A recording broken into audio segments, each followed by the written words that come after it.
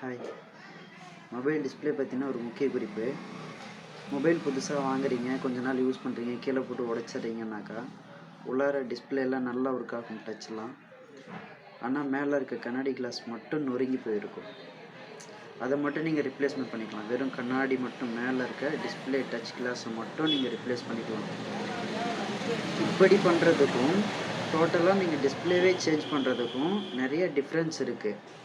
Original mobile display இருக்கிற quality, பிரைட்னஸும் touch சென்சிட்டிவிட்டியும் நீங்கள் பின்னாடி மாற்றுற மொபைல் டிஸ்பிளேயில் வராது. கண்டிப்பாக வரவே வராது. டச் ஆட்டோமேட்டிக்காக ஒர்க் ஆகும், பிரைட்னஸ் கம்மியாக இருக்கும், பிளர் அடிக்கும், பிளிங்க் ஆகும்.